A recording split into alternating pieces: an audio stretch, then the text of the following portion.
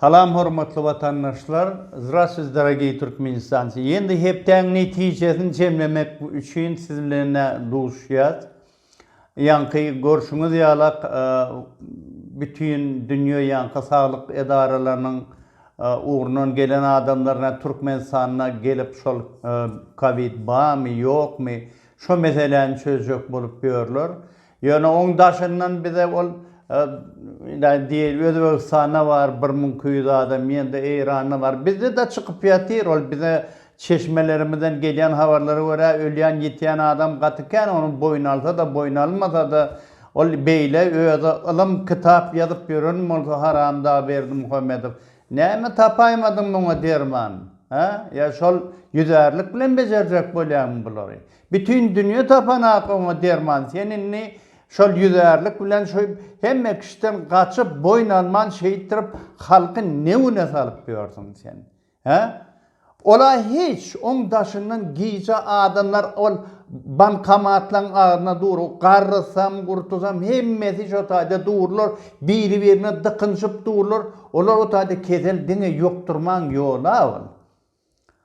Adamlar birazcık nemerek bolmalı, bu zatlardan çekinmeli, biri-birinden aranılı açıbırak gezmeli yöne, ahir neticede eğer yurt içinde bu keselin bardan anık bulunmalısa, boyun almayanam olsa biz ahire millet özünü korumalı.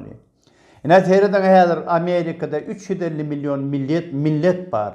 Şolun her gaysına $1.200 her adama, ondaşından $500 yankı neme her çağa veriyorlar.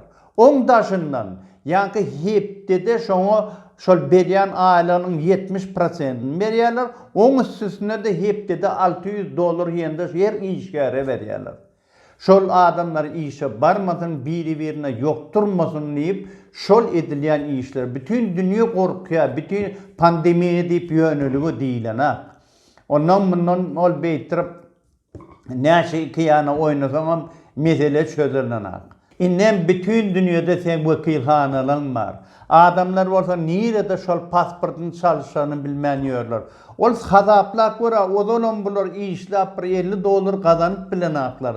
Sen olsa bulara yende yol çıktıycasına şu an Şveycarya'dan gelecek olsa Germanya varmalı ol, Frankfurt'a varmalı.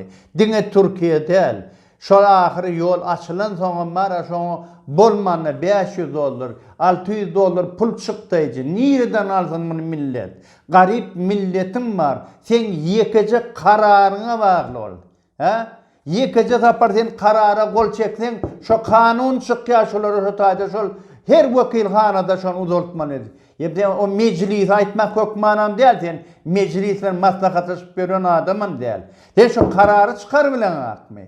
Sen adamların ne hile montajında bu gariplikte bu kıyınçılıkta sen milletine kömek etme niyetin var mı yok mu sen şon senin anlagay sen milletin önüne çıktı şon ayıp. Ol anırda haklı satıp görenin gerek değil bize. Ol yankı bir meclis geçiren olup. Millete yüzlen ait hiç adam etçekkelliği ait olmasa. Eğer kimin ayda diyen bir çıktı neyme diyen etçen etmeşen. Bundan ömür gün mü halkın ne güne alıp diyorsun sen. Bir topar adamın işe olan ediyen işlerin var şu kim anlayıp demonstrasyon çıksa şolun iyinden iyidirlap içalı olur bir topar. Ay yerine şu tada pasportları uzaltmağa yol veresin millete. Yıkıcı kararına bağlı şu mesele. Ey ilahi emine